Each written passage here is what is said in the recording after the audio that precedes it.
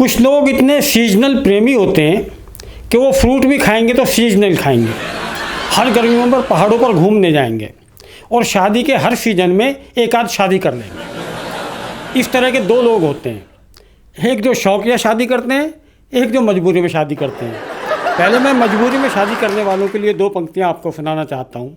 जब 1.5 साल के अंदर ही मर गई एक आदमी की चौथी घरवाली, तो उसके दोस्त ने दुख प्रकट करने के बजाय उसको सलाह दे डाली कि खराब मुकद्दर से पीछा यूं ना छूटेगा, हर 4 महीने बाद घुड़चढ़ी। अपनी घोड़ी खरीदी क्यों नहीं लेता, किराए में कहाँ तक लुटेगा।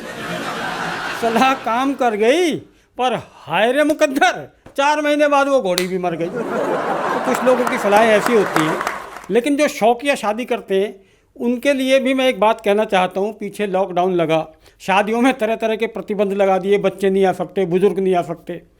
अगर मान लो कि ये लॉकडाउन कुछ साल पहले लगा होता, तब की स्थिति का एक चित्र देखिए। वो सिंह साहब एक शादी में पंडाल में जा रहे थे अंदर, दरबार ने रोक दिया कि आप बुजुर्ग हो, आप शादी में शामिल नहीं हो सकते। सिंह साहब बोले, शादी मेरी ही है। शादियों पर बड़े नए नए अनुभव लोगों को होते हैं।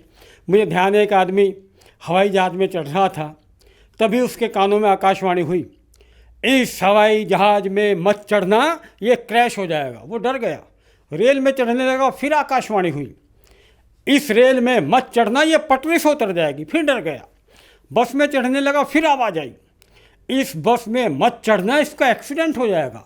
उसने ऊपर की तरफ देखा और पूछा, भाई तू चीज़ क्या है जो मुझे बार बार टोक रही है। ऊपर से फिर आवाज़ आई, मैं एक रूहानी ताकत हूँ जो हर हाल में तुम्हारी रक्षा करना चाहती हूँ। उसने कहा, तो और रूहानी ताकत, तो उस दिन कहाँ मर गई थी जिस दिन मैं घोड़ी पर चढ़ रहा था।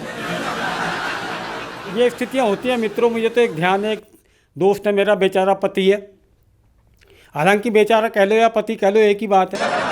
पिछले दिनों बहुत परेशान था, मेरे पास आया, बोला वेद भाई क्या करूं, पत्नी आजकल मेकअप पर इतना खर्चा कर रही है कि उसके मेकअप का खर्चा बर्दाश्त नहीं होता। तो मैंने कहा, तू पत्नी को मेकअप का खर्चा मत दिया कर।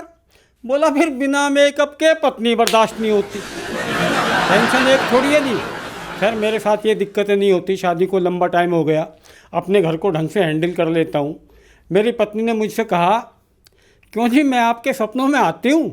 मैंने कहा, नहीं, मैं तो हनुमान चालीसा पढ़ के सोता हूँ। वैसे हम इन संबंधों का कितना भी मजाक उड़ा लें, लेकिन हमारे देश में ये संबंध इतने मजबूत हैं कि अगर पति पत्नी के बीच में तलाक भी हो जाए तो भी ये रिश्ता नहीं छूटता। मेरा मतलब है पीछा नहीं छूटता। अच्छा साहब, ये तलाक ऐसी चीज़ है, असल में तलाक वलाक कुछ नहीं है, ये अक्ल आने की बात है। आपको पता होगा, रूस के राष्ट्रपति पुतिन इन दिनों बड़ी चर्चा में है। उन्होंने शादी के 30 साल बाद अपनी पत्नी पुतिना से तलाक लिया। मैं कहना चाहता हूँ कि अक्ल ऐसी चीज़ है, एक बार किसी के पीछे पड़ जाए तो वो आकर ही छोड़ती है। पुतिन को 30 साल बाद आई। लेकिन पुतिन जैसे लोगों की अकल को ठिकाने पर लाने के लिए दुनिया में अगर कोई सबसे बढ़िया देश है, कोई सबसे बढ़िया नेता है, तो वो हमारा देश है, हमारे नेता हैं। आपको पता होगा, एक बार पुतिन अपनी पत्नी उसी पुतिना के साथ भारत आए थे। आने के बाद वो हमारे नेताओं के पास बैठे 1.5-2 घंटे। उसके बाद वो ताजमहल देखने आगरा गए। मैं आपको अंदर की बात बता रहा हूँ, वो ताजमहल देखने आगरा नहीं गए थे। हमारे नेताओं के साथ बैठ बैठ कर उनके दिमाग का ये हाल हो गया था कि वो अपने दिमाग का इलाज कराने के लिए आगरा गए थे, उन्हें जाना पड़ा था। अच्छा, जब जा रहे थे तो रास्ते में मथुरा आया। गाइड ने उन्हें बताया, ये कृष्ण की नगरी है। पुतिन और उसकी पत्नी पुतिना ने एकदम पूछा, कृष्ण कौन? गाइड बोला, जी हमारे बहुत बलशाली भगवान थे, पूतना को तो उन्होंने बचपन में ही मार दिया था।